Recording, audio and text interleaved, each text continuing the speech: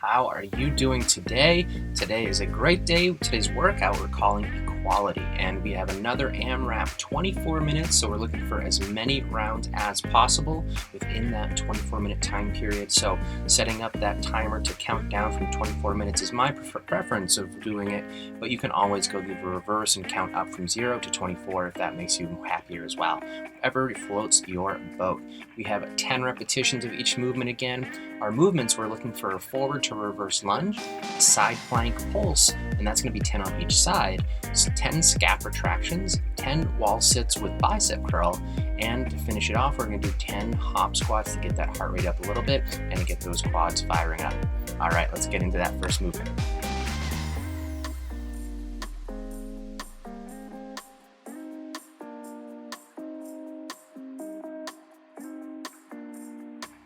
All right, diving into our first movement, we have 10 forward to reverse lunges. That's going to be 5 on each side.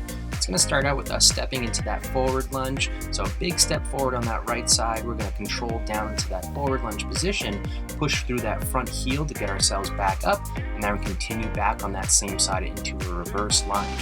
So one repetition is going to be all the way forward lunge, all the way into that reverse lunge, and then as you start with the other side, that's going to be repetition number 2, and so on. The key here, whether you're going forward or into that reverse lunge, is to make sure you're keeping the weight in the heel of that leg.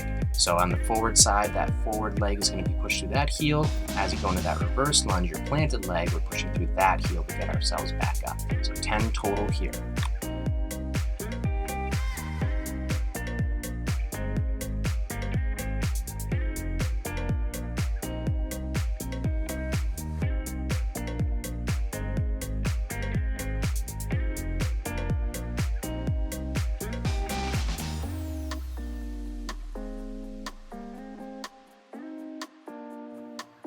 All right, now that those legs are warmed up, we're gonna get that core worked up, and we're gonna do each side 10 side plank pulses here. So setting up with your shoulders stacked over your elbow, it's nice if you stack your feet there. If we're going for that full side plank, you can stack your feet for stability, and then we're lifting your hips high up towards the ceiling.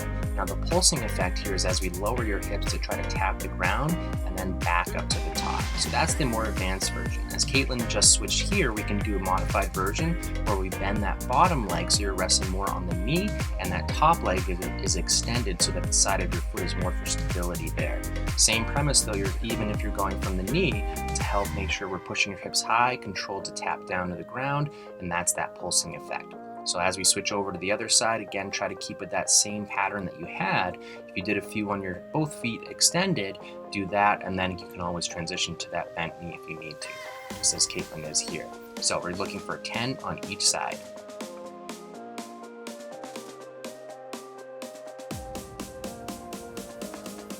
All right, now we're going to transition onto your stomach for some scap retractions. Looking for 10 here, so great for posture. We're going to try to hold those feet up, so we've got the hips pushed down into the ground, your feet are off the ground, and we're getting into that positioning with the arms overhead, palms face the ground, and then we reach back and down with your elbows to help retract those shoulder blades together, and then tuck them back down towards your butt as well. So that's going to help really reinforce those postural muscles. But our goal here is to try to pull your chest up off the ground the whole time as we go through these retractions. That's going to help make sure we're stabilizing with your lower back and your erector spinae as well, which runs the length of your spine. But the most important part here is making sure we're leading with those elbows into that squeeze so that we get those shoulder blades squeezing together, that back position.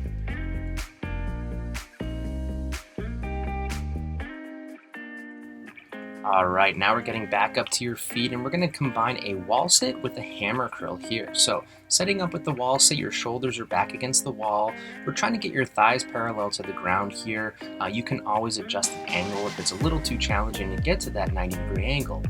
Regardless, as you're holding that position with the legs, that's going to keep that tension in those quads, and at the same time we're going to add in 10 hammer curls. So those shoulders are pinned back against the wall, palms are going to face each other the whole time, and just as with any other curl we do, we want to keep your elbows really glued in tight to your side so that they're not flailing out to the side. You want to really push them into your side to make sure we're prioritizing that bicep as we get into those 10 bicep curls.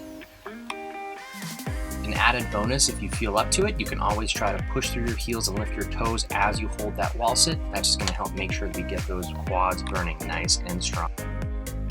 All right, in that last movement, we're getting 10 hop squats. So it's best to start with your feet almost together underneath you. And we're gonna hop your feet out to that shoulder width stance, shoot your hips back and down into that squat, and your arms can just hang down between your legs and use that as a depth point. So when your fingers touch the ground, you can push through those heels out of that squat and get into that next repetition. So 10, we're gonna go by nice and quick. So that is one round. Again, we're looking for that 24 minutes. Try to see how many rounds you can get.